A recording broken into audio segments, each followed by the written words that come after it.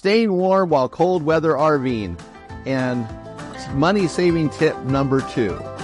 And then in the next stop, we're going to talk about bakeries. And Alexis is going to take us back to her childhood and talk about the things that smelled so good back then.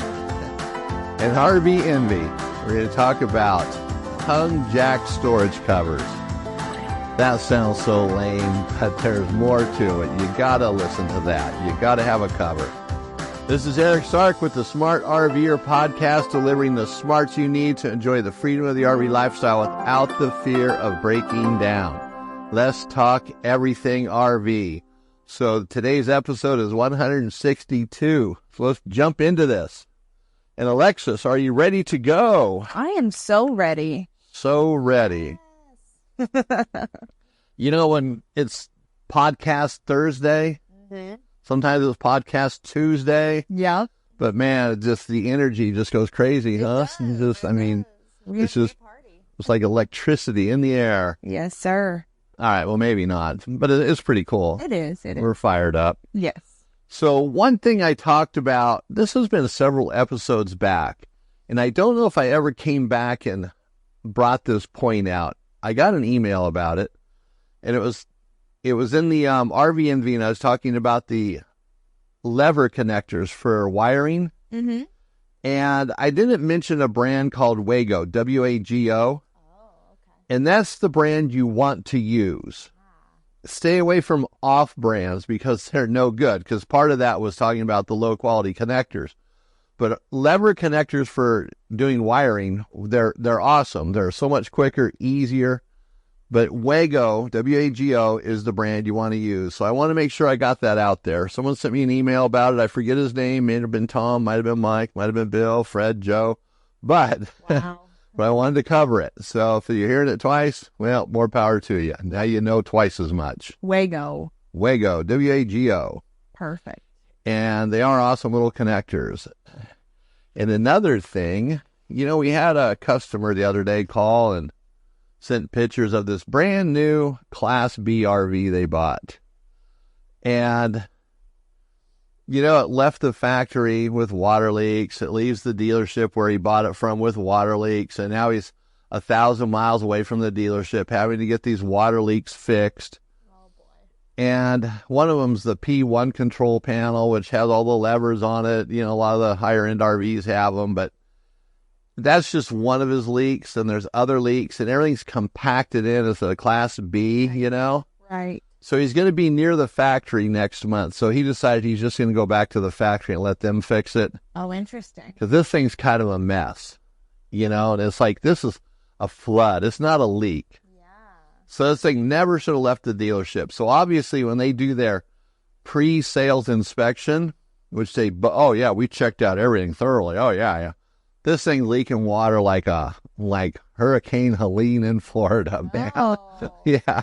So they didn't check the water system at all.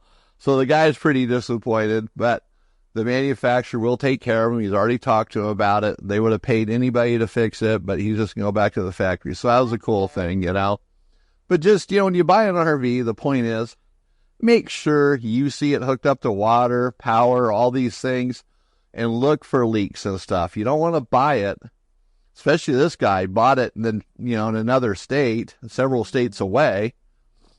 And then he has to come home and have this problem. Right. They should have checked.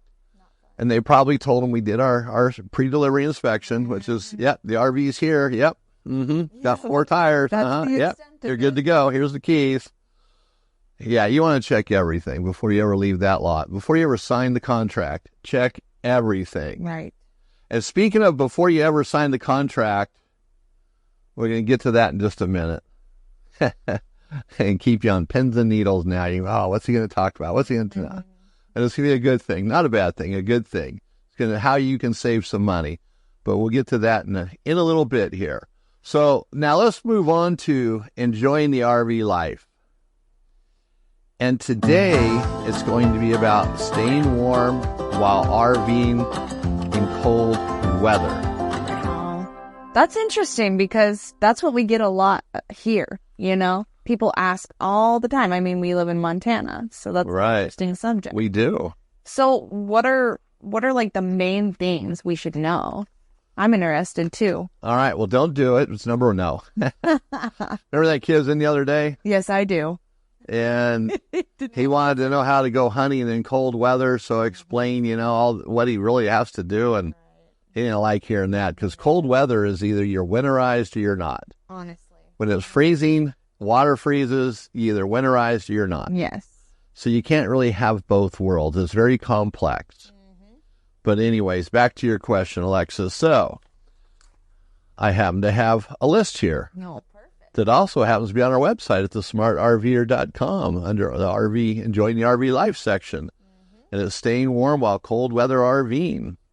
So one thing you want to do is to insulate your RV. Now, not most, all RVs come insulated at some level from the factory. Some of them are 3 seasons, which that's funny, a 3-season RV. Yeah. Some of them are barely 1 season. Some of them are 4 seasons. But, you can't really add insulation to it in the truest sense. You're not going to open up walls or the ceiling and start packing in insulation.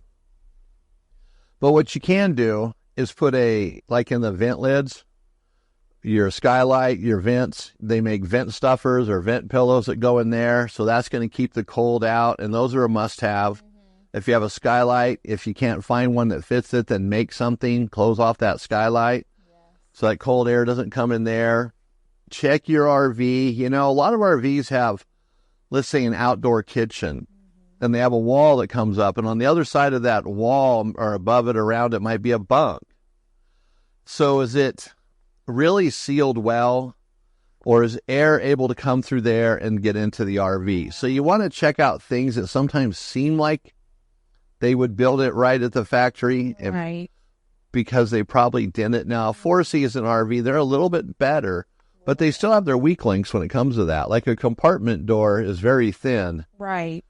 And so everything past that, is it sealed off? Is it going to be a weak link to keep the RV cool, cold, freezing, So you have to look kind of outside the box or the lines, because the manufacturer's not going to do the greatest job. Right. So add where you can, do what you can, but be aware that it might not be the best thing when you buy the RV, that it might not be insulated the way you think it might be. Now, in an RV, you really can't upgrade a heating system. If you had a 35,000 BTU furnace, you could put in a 40,000. I don't know how much better that would be. Yeah. And the expense, if it'd be worth it. But if you're going to be RVing in cold weather or living in your RV in the cold weather, you want to make sure you have at least 2 heat sources. Yeah, good point. You want to have your RV furnace, and you want to have an electric heater of some kind. You might want to have a catalytic heater. I would have 2 or 3, really. Because when you get down to like 10 degrees, -0, even electric heaters just struggle to break the chill, if they can even do that. A furnace will help, but sometimes it's just, you're just trying to keep it at 45 degrees. Right, exactly. And then if you have power constraints, you want to be certain that you have a way to work around that. So be prepared for worst case scenario, because it does happen. One night of -20, Yeah. it's going to take your RV quite a while to warm back up. So make sure you're prepared for that. We have freezing temperatures, and people come in and they're cold, literally still cold. Right. I'm sleeping overnight like that, so. Yeah, we see it here all the time. They don't listen. Well, I don't think I need to do that. Oh yeah, you will. Well, how often does it get -20? Well, it doesn't get -20 very often, but it gets into the single digits quite a bit in the wintertime. You got to be prepared for that. Yes. And don't assume how your furnace is going to keep up with it. Right. And RV furnaces break, especially when you're living in them. They break more often. So you got to be prepared for worst case scenario. I mean, it literally could be life and death. It could. And so then also, make sure, as I kind of mentioned this with the insulation, but make sure everything's sealed up nice and tight. Your compartment doors, your windows, they don't have air leaks. And, windows in RVs are a little harder to deal with. They don't make a lot to insulate them, do things like that. You might have dual pane glass. Not too many RVs do, but you might. But, you can hang thick blankets in front of them, just so that cold air or the cold isn't coming through the glass, because the glass doesn't really insulate. It's just a barrier to keep the outside out. Right. So you could hang blankets in front of it. Most RVs are set up where you could do that in such a way. They have a valance or something where you could do it. So try that. And then, you want to keep your water system from freezing. That's one of the important things too. Even with a heated hose, sometimes when the weather gets really cold, you might want to just fill up your water tank and disconnect that hose and put it away until it warms up some more, because even heated hoses can freeze or fail. And it might not be made to the temperature that it's getting at. So when you buy a heated hose, make sure that it's going below zero, like minus 20, or if you're area it's minus 40, then you want minus 50, It can exceed the ability of the hose. So be prepared for these things. Look ahead a little bit. Talk to people in the area and what they do. Now, obviously, when you're going to bed at night, you're not going to be wearing your clothes and dressing, but, in the RV, you might not be able to get it as warm as you want, or maybe not economically efficient, so you might want to wear layers of clothes, you don't want to be all bundled up. You don't want to get to that point. Mm-hmm. And make sure when you go to bed at night, your bedding's dry, you're dry. Because if things are damp, you'll freeze. Yeah. That was a good point, keeping the moisture out of there. So how do you do that? So keeping the moisture out would be dehumidifiers. Right. And, Camco and other people make them, and they're just little bowls basically with some little crystals that go in there, and they suck the moisture out of the air. Or you can get electric dehumidifiers, but they always don't work that great unless you get a real high-end one, like an industrial strength, because that moisture in the air makes it colder. And also, for a woman, she might go to bed and wake up in the morning, her hair stuck to the walls, frozen to it, That'd be bad. Or your clothes are frozen because they're moist, So keeping the moisture out of the air makes a huge difference. And it also made me recall keeping your propane tanks fuller, half full on the fuller side, because the propane is more efficient. So the furnace will work better and it becomes more efficient. So furnaces and RVs put out nice dry heat. And that's what you want, dry heat. Yes. In fact, furnaces are kind of nice, almost like a fireplace type of heat. Right. At least in RVs, at least some of them, if they don't smell, but. Right. So anyway, that's some basic tips for RVing in the colder weather. So if for more on that, you can go to our website, smartrver.com, but a lot of it is just keeping everything warm. I didn't really get into much of the water system because that's kind of a little more complex, but I believe we have some of that on our website. If not, we'll make sure it's there by the time this episode comes out. So having, the water system, you don't want it to freeze. Not only will you lose your water, but obviously things break. And freezing or water problems in the wintertime suck. Whether it's inside, outside, it's just harder to do. When the water's frozen, things are frozen. It's just a harder job. Yeah. So try to avoid that at all costs. You do not want your water to freeze. And buy a good heated hose. Don't go to the jungle online and buy one of these, 10,000 foot, minus 400 degrees heated hoses for $38. They're garbage. Buy a quality one from Camco or Pirate or Pirate, whatever it is.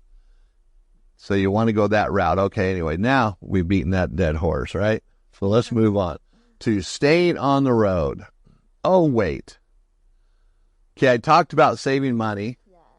Yes. So if you're buying a new RV and you're thinking about getting an extended warranty when you buy the RV,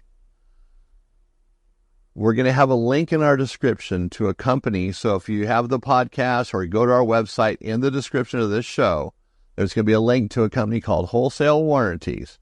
Click that link and go to their website.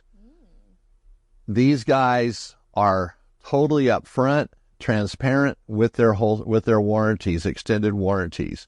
Before you ever sign anything or give them a nickel, you're going to know exactly what they do and don't do. When you go to a dealership, they tell you it does, oh yeah, it does that, it does everything you need. Oh yeah, well, oh no.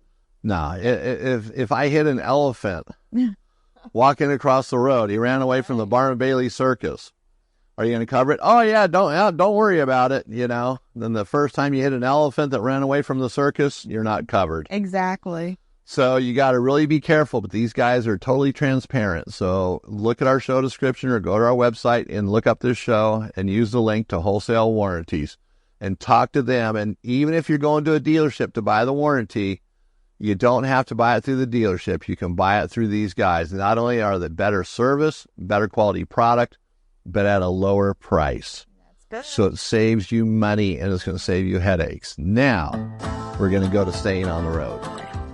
So we're going to talk about RV furnace repair and maintenance. It's that time of year, everybody. Yes, it is. So if you're living in your RV, you definitely want to know how to keep your furnace going. Listen up. If you're putting your RV away for storage or in storage for the wintertime, yeah, you might not care. But springtime, sometimes it still cools down. And here in Montana, seems like everybody's using their furnace year round. Yep. You know, it cools down enough at night to turn on the furnace when you're out camping. So furnace repair and maintenance is very important for an RV. And RV furnaces do break. And sometimes it's not the furnace. It might be the thermostat. It could even be the air conditioner. You know, a lot of RVs, the thermostat is run through the air conditioner. So there's a circuit board up there, and that can fail. That doesn't happen often, but just to give you an idea that the furnace is sometimes controlled by other things, and they could be the problem. So the first thing you want to do is kind of isolate the problem. Is it the furnace or the thermostat? I'm not going to get into the air conditioner. That's a whole different animal, and we don't have the time for it. So we're just going to stick with the furnace and the thermostat. So you want to differentiate between the two. Is the thermostat bad or is the furnace bad? And all you have to do is go to the furnace or the thermostat and jump the wires. If you have a 3-wire system like in some of the Domatics, I would just go to the furnace. Take the two blue wires from the furnace and tie them together. If the furnace starts, then your thermostat's bad. If the furnace doesn't start, then the problem's in the furnace. Okay, so now I guess we should get into some furnace facts first here, just so we're kind of understanding the RV furnace. I mean, you got one in your RV, obviously, so you know everything about it, right? Okay. So you do want to make sure it works. This is something that when you start having problems with it, don't delay. The problems aren't going to go away. A squeaky motor is just going to get worse. Then you're going to be replacing it, or it's going to fail on you while you're out camping. The bearings are going to seize up, or the motor will seize up and stop working. No motor, no ticky, right? So you want ticky. You want to stay warm. So now a furnace is something that a lot of RVers can repair themselves. And you're the smart RVer listening to this show. So you're a do-it-yourselfer type of guy or gal. So you have the tools, you have the ability. It's part of your skill set. If it's not part of your skill set, that's fine. Just take it to a service center and get it done, but knowing that there's a problem. And so that's part of learning this stuff too, or hearing it.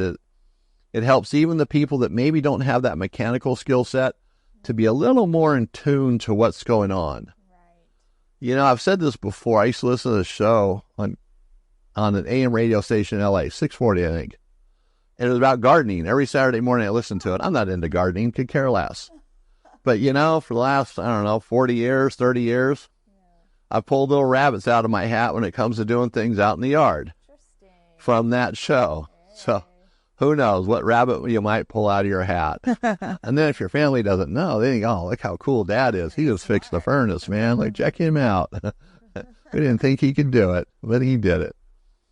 So, you know, there's basic things, keeping the furnace clean. If you have pets in the RV, generally there's a vent in front of the furnace, a grill of some kind. You can pull that out, vacuum around the furnace, get all that pet hair, dander, whatever out of there.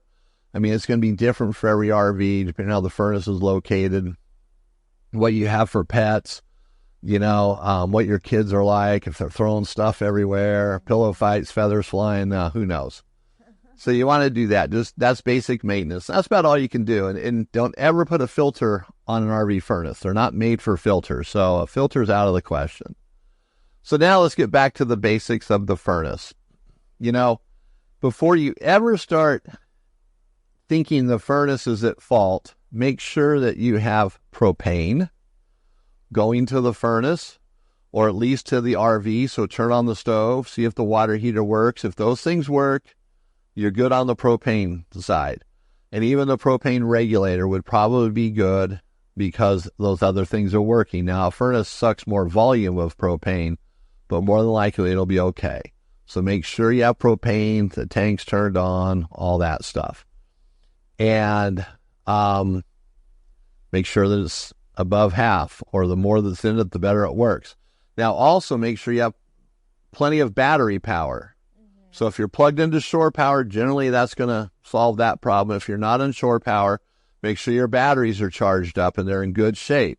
You want at least 12.5 volts. Yes. The furnace will not work at a certain point, so you want 12.5 volts.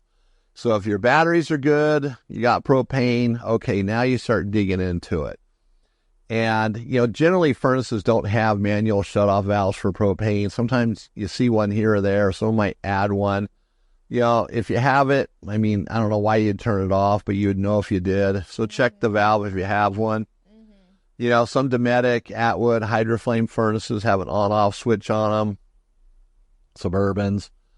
That switch, it typically is always on. In some furnaces, you can't even get to it to turn it off. Right. So be aware of that. So if you're reaching around on, let's say, an Atwood furnace and you're got your arm into, it'd be I don't know what you call it, the front of the back, the side that's closest to the outside of the RV. Mm-hmm.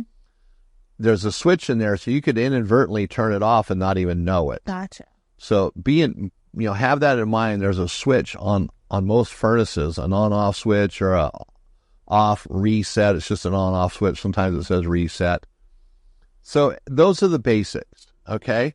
Now, if you have power, you have propane, then the furnace should work. So if you turn the thermostat on and the blower starts blowing, maybe it's not igniting, but it's blowing, that means your thermostat's working. So the thermostat's not an issue.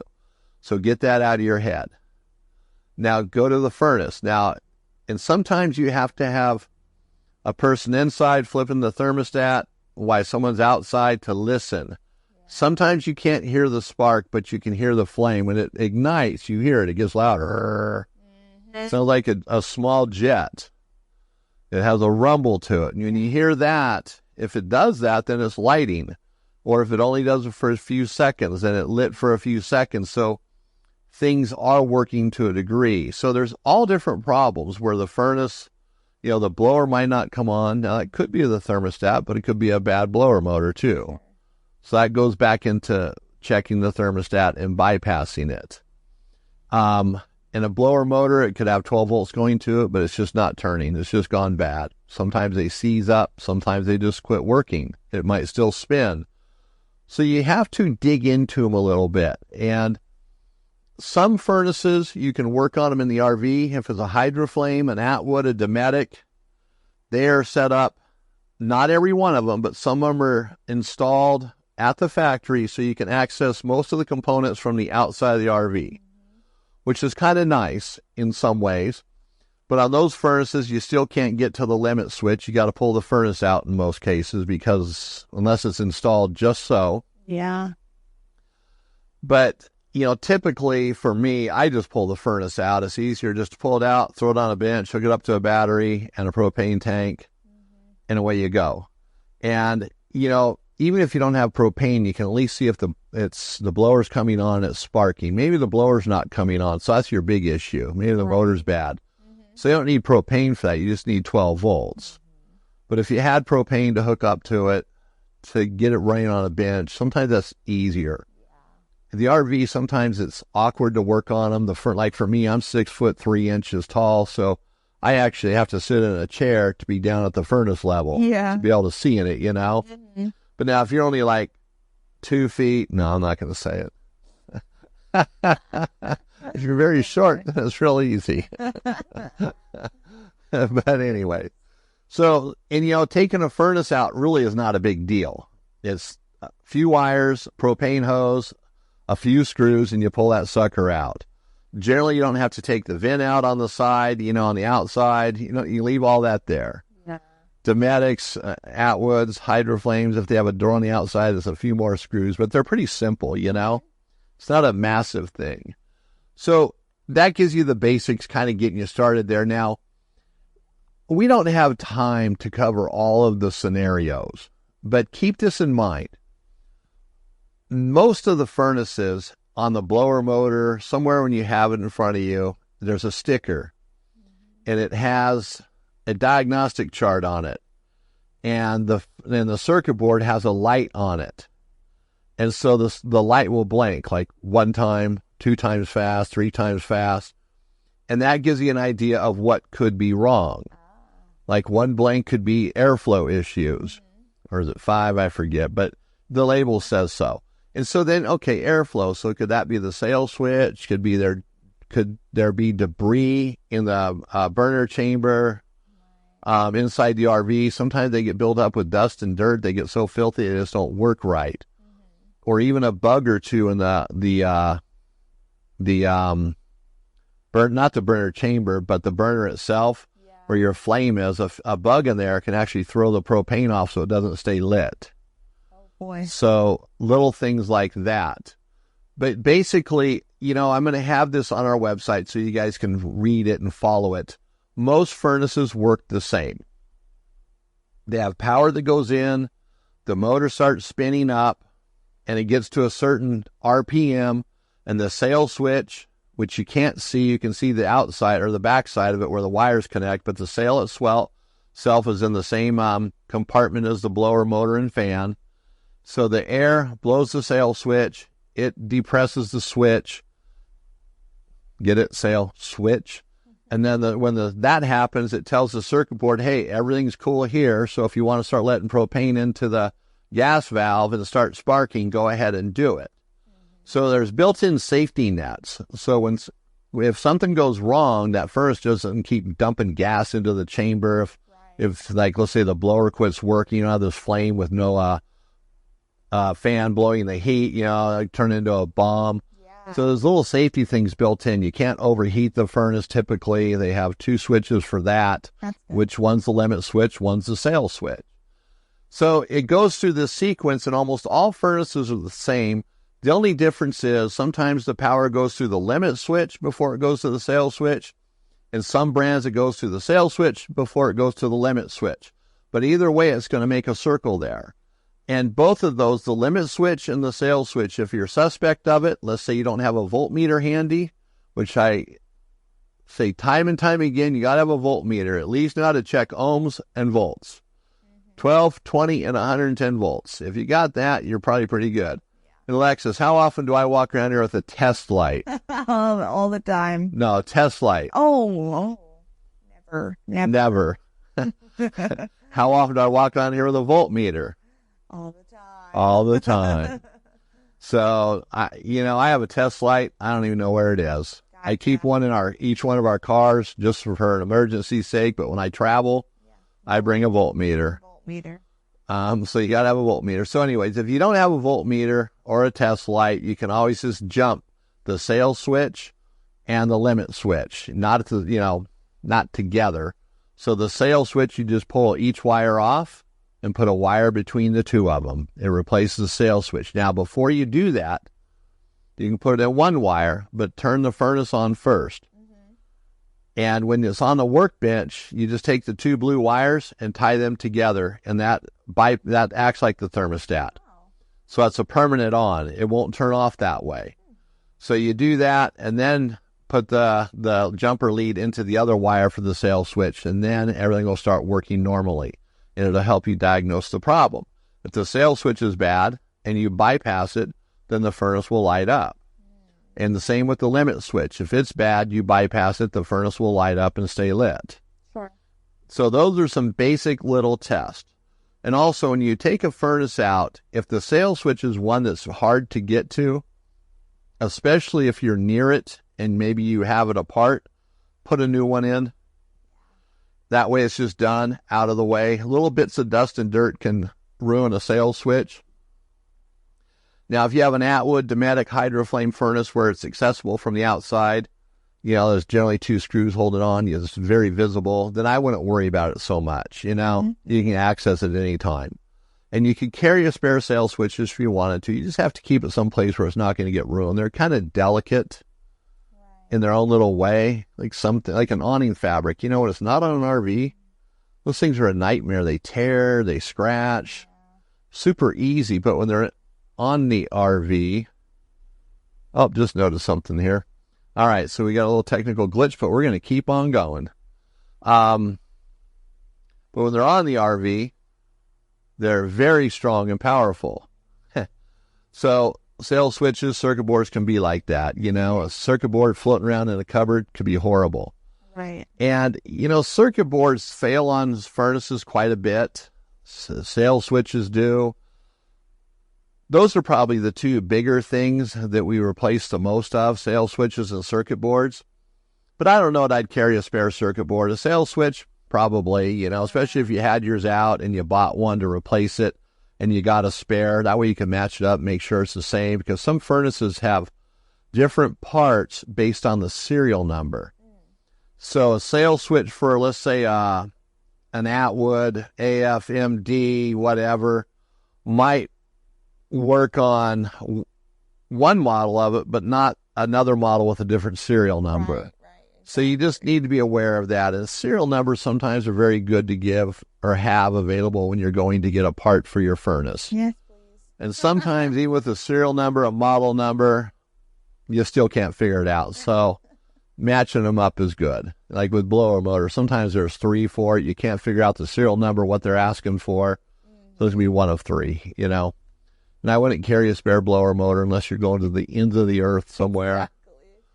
So, you know, it's a sequence, and that's what's important that you understand. Is not so much the parts themselves, but it's the sequence of how the power works. And understanding that sequence will help you to walk through the diagnosis. And when you got power going everywhere, except maybe the gas valve, when it starts to, the spark starts igniting or sparking, but it doesn't ignite, so is the gas valve opening. Okay, Right. Could it be the sail switch? Could it be the gas valve or the circuit board? Circuit boards can be tested, and that's part of the operation. They test them for gas valve and a spark, and that's it. But that's usually enough to diagnose it. So if the circuit board's good and the sail switch is good, more than likely the gas valve's going to be bad. And all this can be done with a voltmeter, testing for power. And a gas valve, if you're pretty sure it's it, you can take the power off of it and hook up 12 volts to each side of it. There's 2 solenoids that are driven by magnets, and you can tap 12 volts to each one at a time, and see if it works. Sometimes one might work very weakly. If you have your finger on there, you feel it. It doesn't have a lot of oomph. And the other one will like just slam into place. Well, the first one's probably going bad. Yeah. And maybe not completely failed. And also keep in mind, sometimes these magnets they'll open the gas valve and then they'll go for a little bit and they lose their strength and the magnet will shut the solenoid off or allow the solenoid to shut the gas valve off. So that happens too, and it's not that common, but it does happen. We just had one in here the other day when our furnace was freezing cold. It wouldn't work at all. Got a little warmer and the gas valve was still open a little longer, but then it was still shut off. Put a new gas valve with new solenoids on it, the problem went away. So that's an odd scenario. It happens in refrigerators too. Seems like with Norcolds more than Domestics. So, but generally gas valves are pretty straightforward. They work or they don't. And gas valves, from my experience, don't go bad nearly as often as other parts like circuit boards and sail switches. So, like I said, we'll have this on the website, a little more information. I think reading it makes it easier too. So reading through the sequence and understanding it. And then if you find out your model number of your furnace, download the manual for it from the manufacturer's website. And a lot of times they have in the manual or a separate one how to diagnose your furnace if it fails. And those are handy because they generally show the sequence as well, along with a wiring diagram. Wiring diagrams, sometimes you have to understand them, but they help you. Like maybe, just to see how things are going, where this should be, what color that wire is, because they're pretty accurate as far as the wire colors and stuff too. It's not like a lot of these Chinese diagrams that tell you it's a blue wire and it's actually pink. They're pretty accurate. Even with their black and white pictures, it still helps quite a bit. And it helps you to go into it with your eyes wide open. So you're not blindly trying to fix the furnace because, you know, so many people just buy parts and they throw them at the furnace. It's got to be the circuit board because that's the easiest thing. They throw that in there. It's not it. There's a couple $100 down the drain if they bought a dinosaur board, you know, because you can't return it. Then they buy something else. It's silly. You don't need to do that. Right. You know, and if you bought a sales switch, it doesn't fix it. It's not the end of the world. It's just the time out doing it. But if you can, get it on the workbench. Sometimes it's just that much easier. Mm. You know, if you can work on it on the side of your RV, and the door opens up and you can get to it that way, that's great if it works for you. Like I said, they're sometimes not that much harder to take out and just put on a workbench. Yeah. Hooking up a propane tank, you can use one of your tanks on your RV. Depending on how it's configured, you know, you can, if you had a quick connect on the side of it, you can plug right into there with another fitting, go to the furnace and plug off the line, the furnace line you disconnected with the 3/8 male flare plug. Mm-hmm. By the way, furnaces uses 3/8 male flare fittings on them. So making your line, that's what you want on one end, and whatever you can do on the other end to get to your tank. So you got options there. Battery power's easy. You know, you could even jump into the battery on your trailer if you had to. You can make up some wires. So that's not that hard. It's just a little ingenuity. And if you're a do-it-yourselfer, that stuff becomes that much easier. And you'll use it again. Your furnace won't last forever. It's going to break again. And heck, maybe you'll become the furnace repair guy in the neighborhood. Who knows, right? Mm-hmm. Yeah, hey, you know, I'm the furnace repair guy. I love it. All right. So, like I said, I'll have more of this on our information on our website for everybody so you can read it, follow along better. But that kind of runs through it, gives you an idea, builds up that confidence. You're the smart RVer. You got to be able to do the stuff yourself. You don't want a neighborhood laughing at you. You want to laugh at them, right? All right. So now, along with repairs, quite often we go to YouTube. Now, we don't have a lot of repair-specific videos. We have a lot of videos to help you make good purchase decisions. But you probably go to YouTube to find out how to repair your furnace, and you probably get it wrong. Well, they get it wrong and teach you how to do it wrong. Right. Sometimes they get it right. But while you're there, check out our YouTube channel. We're trying to build it up. We want to have 10,000 subscribers by the end of the year. We're a ways away from that. So we need you to have your dog subscribe, your cat. If you got a gopher in the yard, say, hey, gopher, come here. Come on in for a minute. We're not going to kill you. Subscribe. Yeah. After he subscribes, you can kill him. But get that subscription first. If you have children, get a Gmail account in their name.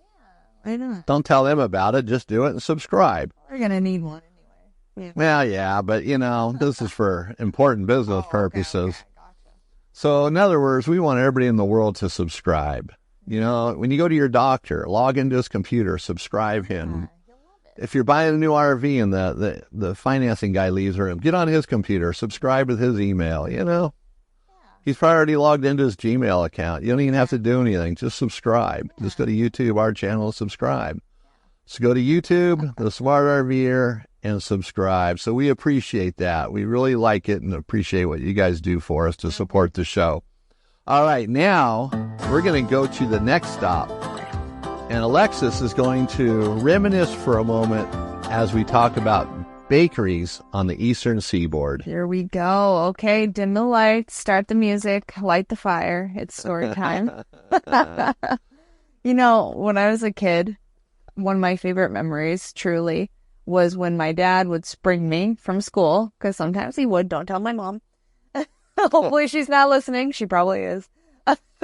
And we'd go to Ceres Bakery downtown. Oh, and just the smell when you'd walk in. It was warm and it smelled good. And I would always get just a hot cup of cocoa and a nice big cinnamon roll. It was my favorite thing ever. And I still remember how it tastes. It was so good. Sugary, of course. Kids love that. I still love that. You know, it doesn't do me any favors now that I'm older, but it was so fun. And yeah, I love it. So when you were looking for our next stop, you were thinking about bakeries. And so you found the 10 best bakeries on the eastern seaboard. Right. And a lot of them are in New York, kind of in the same vicinity. But We've got a few listed here. They'll be on the website too. But just a few. One of them is Mike's Pastry in Boston. It's been there since 1946. So it's kind of cool. There's a lot of history that goes with these bakeries. They have cannolis. I mean, come on. And it's just a neat atmosphere. A lot of other things, of course. You know, what you expect when you go to a bakery. There's Bread's Bakery, which is pretty famous. It's in Union Square in New York City, so that's kind of a famous one. But it's known for its chocolate babka, which is a really good like European type pastry. So I don't know that I've ever had babka, but I would try it. You know, I've always wondered about that because that's in an episode of Seinfeld. Is it? Isn't it funny how all things go back to Seinfeld? I love it. Man, what a genius show. Yep. And there's a couple other bakeries in New Jersey and Pennsylvania and Vermont and Maine. So if you're looking for kind of like a bakery tour, which I think would be actually really fun, you know, because all these states are pretty close to each other. Right. You could kind of do that if you're in that area or going to be there for a while. Hit the big bakery. Yeah, you know that. Fun. Take a picture. It's like another hobby, right? Yeah. Instead of hopping. because almost everywhere you go, there's gonna be a bakery of some kind. Yeah, your heart doctor might not love it, but Nah, but you don't have to buy something horrible every time. that's true. You don't have to buy a donut. You can buy some bread. Yeah. Get You know, at the or you could buy stuff and send it to your friends so they get all fat and have heart problems and everything else. You know.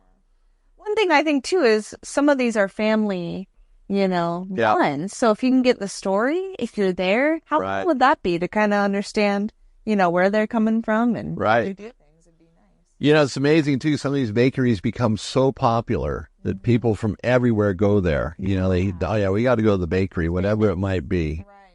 So check them out. These are all, they're in the same general area. One of them was a little farther away, but they're on the east coast of the United States.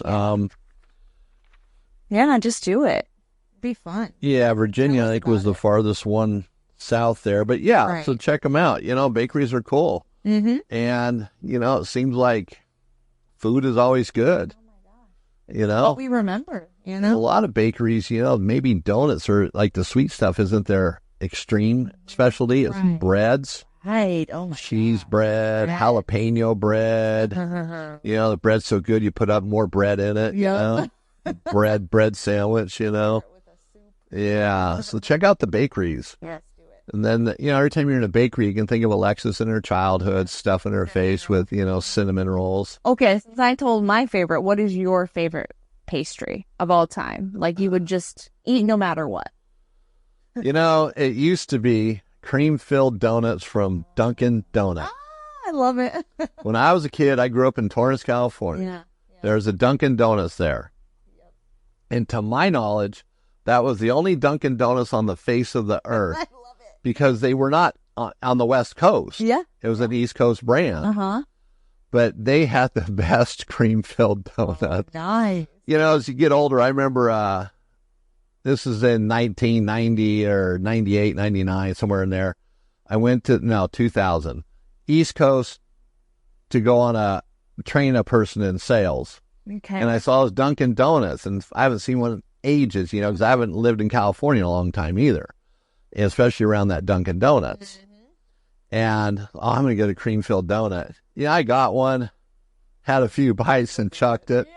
It just wasn't the same. Like, man, what was I thinking? This thing sucked. But, that was then. Yeah. Now, I don't know. Right. Maple bars are probably the best. Yeah, here we go. But, yeah, so anyway. All right, now we're really going on here.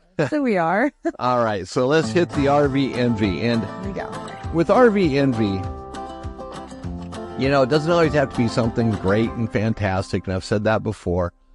Because, tongue jack storage covers, how exciting are they?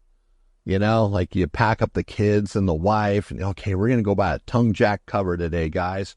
Oh, really, Dad? Are we? Yeah, we're going to go to the RV store, and man, we're just going to do it. I've got the money set aside. I've been saving up. No, we don't do that. No. It's a tongue jack cover. Who cares, right? Well, with electric jacks anymore,